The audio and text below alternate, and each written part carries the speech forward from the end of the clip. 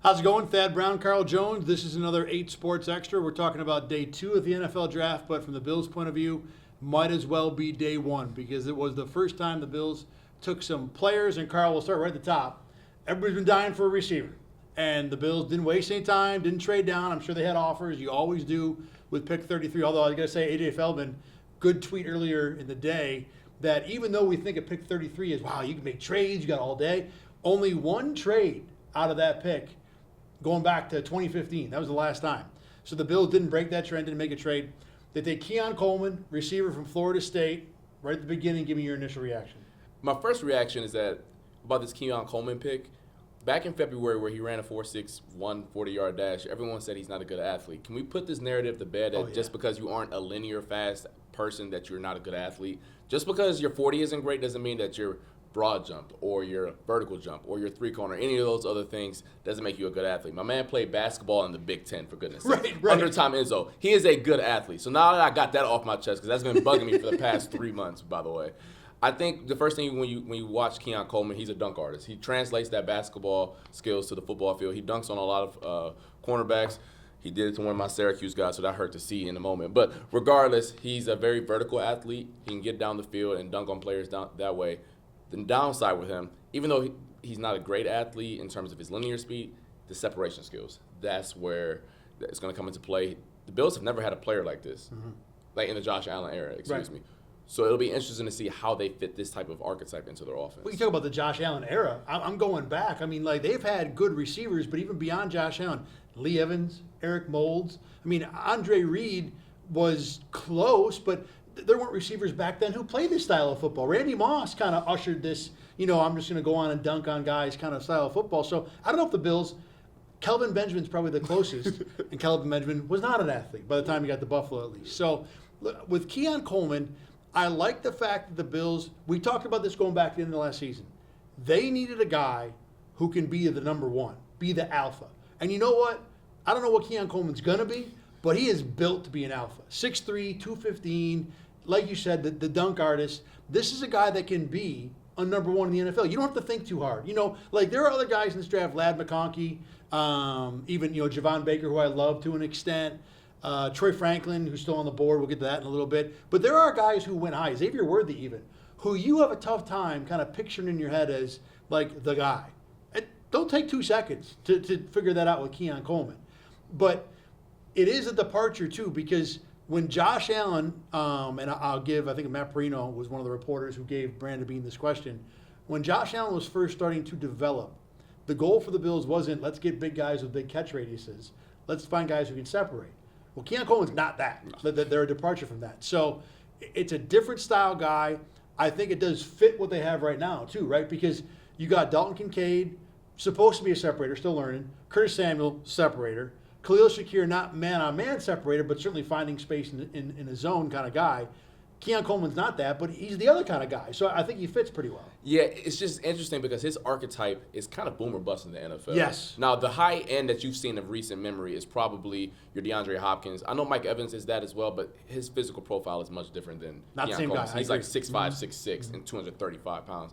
If you want to look at the high end comp of what he looks like, probably look in DeAndre Hopkins' direction. Other players with this similar build, around 6'3", 215 pounds. Allen Robinson he was a good solid number 2 in Chicago for a little bit.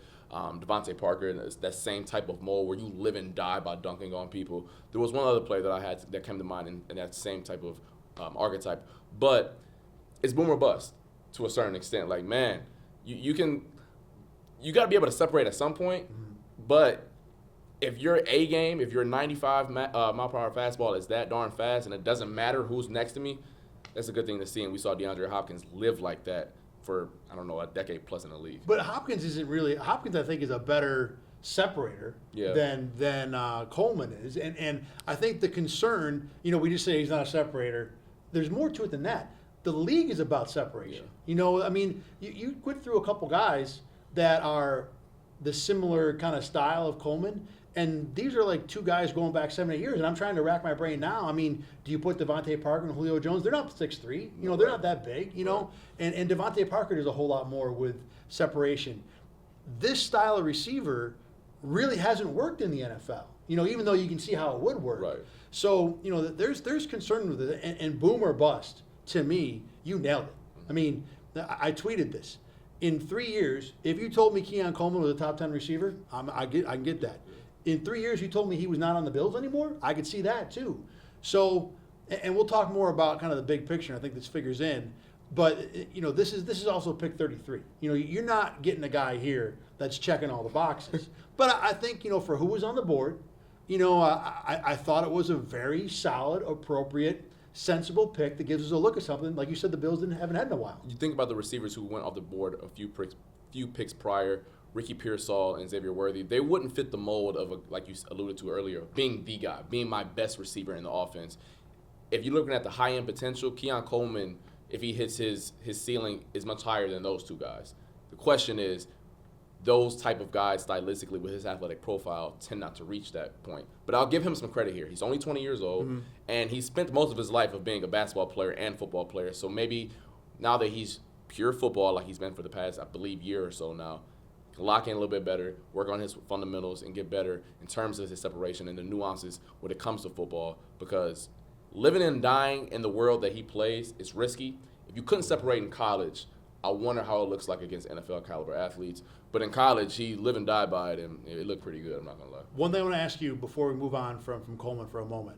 As a guy who defended in the ACC, when I watched Coleman's film, I kind of laughed because it doesn't look like he ever runs routes. I know he does, but it doesn't look like he does. Literally looks like they get in a huddle, and they're like, all right, trips left, X flat, Y go. Keon, just run down there, we'll throw you the ball. And the reason I want to ask you this is, you might be able, they got away with that in the ACC. I mean, he was good. Like throwing him the ball wherever was fine. How much of a jump is it, not that you play in the NFL, but Right. from doing that against ACC defensive backs to doing that against Sauce Gardner? It's a huge jump. I mean, the NFL guys, there's a reason why college kids don't press a lot, because it's a very difficult technique to do it, especially without a bunch of safety help behind you. And to give him, to give some ACC some love real quick, the ACC isn't the same conference it was 5-10 years ago when Deshaun Watson and all those great teams were still playing in the ACC. And they did play the SEC and the LSU Tigers, but LSU had a very porous defense, to say the least, this year. They weren't an SEC defense. No, that was not it. That was the Sun Belt defense. Brian Kelly effect right there. Yeah, for real. Y'all was real Sun Beltish, if we're going to be real here. But it will be a jump, and just because you don't see press a lot in college, and the teams that do, you see it 1 to 2 times a game. And quite frankly, I don't know how many 19 to 20-year-olds I feel comfortable pressing him. So I do think that will be a learning curve, and it will be an adjustment. And his ability to beat press will be the differentiating factor between if he's going to be an all-pro, Pro Bowl type of player, or is he just going to be a jag, just a guy. All right, let's move on to the second pick in round number 1. Bills addressing a need with safety Cole Bishop out of Utah. This is a guy that you turn on his film and you see real quick kind of what his fastball is. Coming downhill, attacking. They play him in the box a ton. Not all the time. Like it's not like he can't play back. It's not like you're watching Michael Parsons, play linebacker where the guy can't cover, so let's just rush him on the quarterback all the time. But clearly the moving forward is what you want him to be doing. A Utah player, Pac-12, they ain't known for the D out there in the Pac-12, what there was of it this past year, the last year of it. Give me your read on Cole Bishop as his safety potential in the NFL. So when I watched him actually a month ago, and I wrote down a couple notes, and the first thing I have highlighted was hitter. Like, he's fearless on how he comes downhill. He blitzes. He'll get tackled for losses. And I believe he had a couple forced fumbles where he literally just ducked his head and say, if whoever gets the big hit here wins. And so I think that kind of describes the type of energy he brings to the field. Like you alluded to, he's probably best towards the line of scrimmage within that 0 to 10 range. A lot of plays going forward.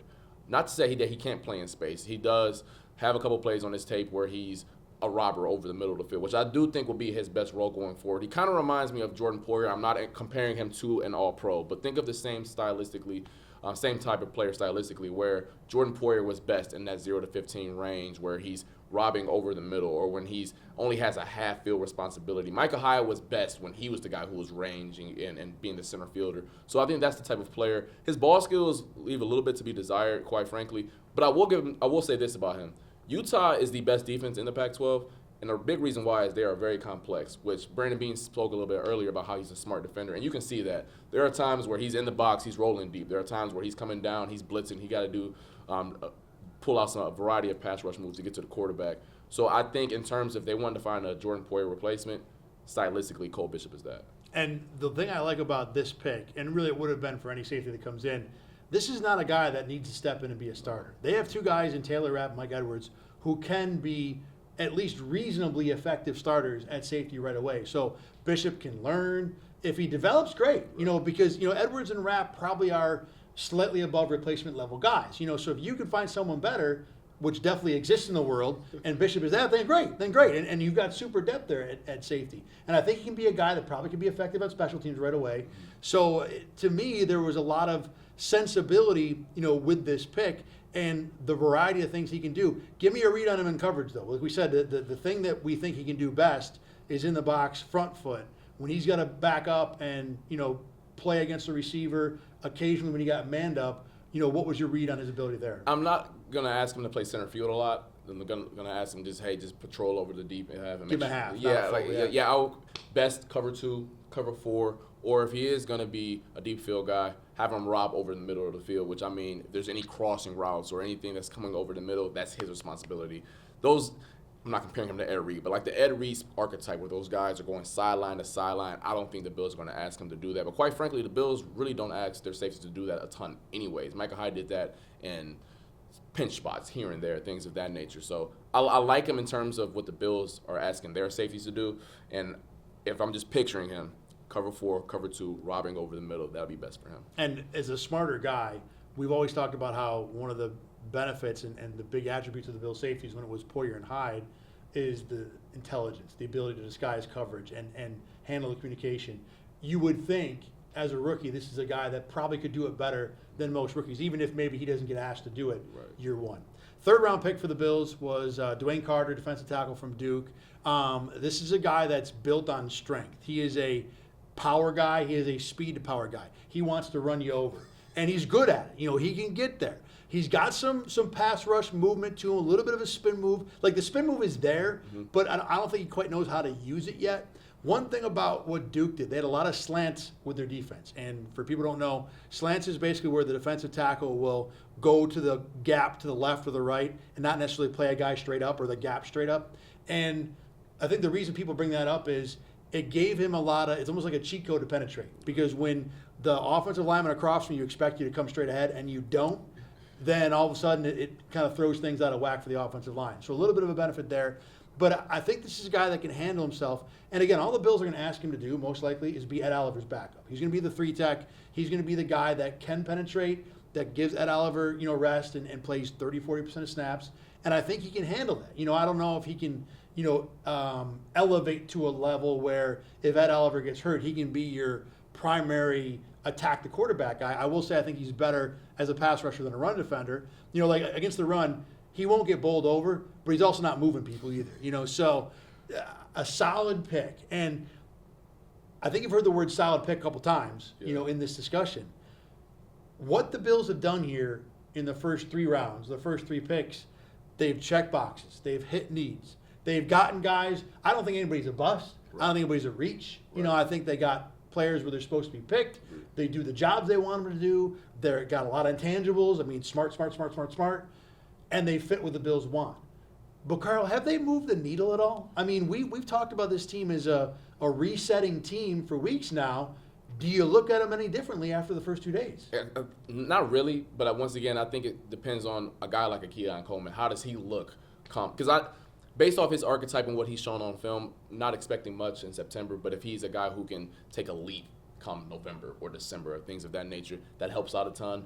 But in this moment in April, I don't see a draft so far where I'm like, oh, Lordy, hold on. Mm-hmm. But to be fair, though, I don't think the Chiefs probably, when they got Trey McDuffie or Creed Humphrey or Jalen Watson or Isaiah Pacheco, they thought that was the draft that changed things. So, although I really did like McDuffie that year, so maybe I'm eating my words a bit. But regardless, though, it'll depend on Keon Coleman, how high is his ceiling. It'll depend on Nicole Bishop if he's a guy that has more in the tank. Even though I don't know how much more because Utah asked him to do everything, but if he's able to take that next step and do similar things at the NFL level, that'll help out a ton too. I don't think a safety really, even no matter how much he elevates, I don't think a safety is going to have that impact. Maybe. Right. Kyle Hamilton would. Those guys go top 15. Exactly. Right. Pick 60 at safety. He's not that guy. Coleman certainly can. We've talked about that. The high end is there, and I've been thinking for a while that 2024 for the Bills, not exclusively, but primarily, will come down to what can you do at receiver, and can those guys become that elite playmaker? Because if the Bills still had Stephon Diggs here, Keon Coleman doesn't have to be a number one. And I don't think he has to be a number one, but like, let's say Keon Coleman's like a solid 3. Well, then this receiving core, even with Dalton Kincaid, is average. And now you start stacking up, how do you beat the Chiefs? How do you get past Houston? How do you get past Cincinnati if Burrow's healthy? You know, they need more than what they had with the guys. The guys who were on the roster, what they did last year, they needed more. Now, Kincaid can elevate, and Coleman can elevate, but the margin for error to make this a Super Bowl team, to me, is still relatively small. Yeah, because I think about if they add another receiver on day 3, Which they could. I expect them to do so, and then also in the veteran market for receiver. But I'm just envisioning right now, Keon Coleman, he'll be 21 in the fall, a 21-year-old going up against a Sauce Gardner, 21-year-old going up against a Christian Gonzalez for the Patriots, 21 years old going up against Jalen Ramsey. Is that what you're going to ask him to do? That's tough. It would be much easier if Stephon Diggs was over there to take away some of the attention. He's going up against CB2. So that's really tough. You just hope that the learning curve isn't as steep as it appears to be on film for a kid out of Florida State. The good news is that the ceiling is there. Yeah. You know, like if you told me that Coleman is, you know, just dominating players by December and becoming a matchup nightmare, it wouldn't stun me. You know, You said that to me about Ladd McConkey, I'd probably be stunned. You know, they're guys. So Coleman at least fits the bill of having that potential. And again, I still think this build for the Bills is more about 2025 than this year. And you give Coleman a full year to, like you said, move away from being a two-sport athlete, focus more on route running. Maybe that guy, I think very good chance that guy is this elite number one we talk about 18, 20 months from now. As for day 3, there are still, as always, good names on the board. Bill's first pick comes up at 128 overall, so it's actually 28 picks into round 4. So they're gonna have to wait if they don't want to trade up. Now they do got an arsenal of 5s to move up with, but only so far you can go. Give me a name or 2 names that are kind of really like staring out, pulsating, screaming at you like, why am I still on the board right now? Yeah, I'm going to let you get the one name because I know that's your guy. Yeah. Troy Franklin out of Oregon. I think that was kind of surprising. I wasn't the biggest fan of him. I considered him to be in the Jalen Hyatt role, which still could be an effective player, but more of a receiver 3 type of guy. Clearly the league sees him in the same sort of light, although I didn't see him as a 4th rounder. He's a speed guy, gets down the field, things of that nature. He's a smooth glider, so I'm kind of surprised he's still here. If Keon Coleman can be your X and be the bruiser and operate in New York City traffic, well then Troy Franklin can be the guy who's trying to go on the freeway and get his yards that way. So I imagine he goes early in round 4, so the Bills will have to get a little funky with their trade packages to get up there, but he's someone that when I got back to the station, I'm like, wait a second, he's still on the board? Wow, that was surprising to me. I'm with you on the read on Franklin. Does he fit with the Bills, though, after taking Coleman? Because both those guys, their calling card is kind of down the field. You know, they're vertical guys in terms of where they are most effective. Yeah, that's where it gets a little tricky. But in terms of where they're best at, I do think Keon Coleman is best being physical, because if you hope he develops, you hope he's a guy who can operate at all 3 levels in terms of Keon Coleman. So in his peak, you hoping he is a guy who can do all 3. Troy Franklin, I don't think, just based off of his play strength, I believe he's only 175, 180 pounds. Yeah. I don't think he'll ever develop into a guy who can be effective at all 3 levels. So if you're in an ideal scenario, you take those 2. You're praying Keon Coleman hits his peak, so they're now operating in the same levels of the field. All right. The guy that I am surprised is still on the board, and I've been talking about him for a while, and I got eat the L on this one. I thought Javon Baker would be gone by pick 60. We were on pick 100, and he's still not gone. So, you know, clearly I misread what I thought the league would see about him. I still think Baker is an elite separator. I really do. And if you put him, like where I wonder about the Franklin-Coleman mix, I think it can work, especially because you got other guys who are already separators and intermediate short players. But Baker and Coleman on the same team, if they both reach the ceiling, that is a stupid good combo for a long time because they will work in concert with each other so well. Baker is kind of the jittery, separating kind of guy. Coleman as the enforcer. You know, and you think about it with the Bills, you put Kincaid in the middle, James Cook out of the backfield. I mean, where do I sign for this? You know, so I would love to see the Bills be able to land Javon Baker because it would be fun to watch this offense theoretically grow together as a bunch of young guys. And you know, I really think a combination of guys who would fit superbly together.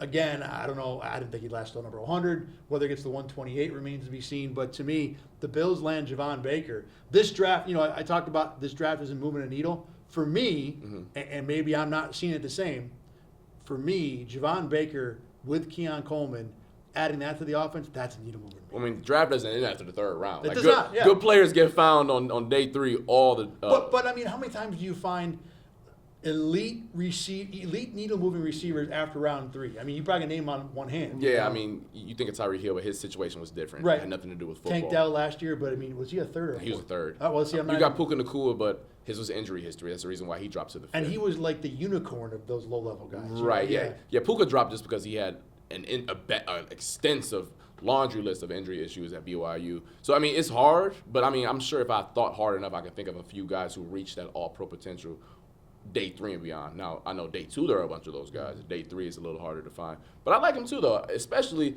And I don't want to slight the small school guys here because they have ballers too. But the fact that he started his You can slide him if you want. That's no, okay. no, I ain't gonna do that to y'all. I love all the FCS and Group of 5 schools out there. But one thing, UCF, where Javon Baker's from, is not a Group of 5 school. They're in the Big 12 now. So shout out to them making the jump. And I know people at home who hear UCF will have Gabe Davis PTSD. This is not the same. No, they don't even play the same way. But then also, he started his career at Georgia, which Right. clearly means that he has the athletic profile and clearly has the chops to be a player who can maybe one day make it to the NFL. I like him a lot too. I did, maybe not as much as you did. Well, clearly not as much as Nope. you did. But I I might did be like the him. only person. I did like him a lot though, and I think that would be a fun tandem to watch, and can wait for St. John Fisher if those two guys are lining up. I'm looking through like round 4 and beyond receivers from last year. Dontavia Wicks was down there. Solid guy from the Packers, yeah. I don't know if he's a needle mover. I know Romeo Dobbs from the draft before. I'm going to fire that one up now. Yeah, I like Dobbs. The Packers always get guys on day 2 and 3 though, so they're always moving the needle in that regard. I know my Browns ain't never found nobody on day 1, let alone day 3. So Marcus Colston from back in the day. Shout out to the Saints fans out there. Shout out to the Hofstra fans, man. Hofstra grad. By the way, I'm so mad that Raheem Morris did me bad with the Michael Penix. I was like, make us Hofstra guys look good, and he goes Penix. And I know what they're thinking, but Oh man, that's tough. it's hard to defend that. Yeah, it's just look. Hopefully, it looks like Jordan Love, like it did for the Packers.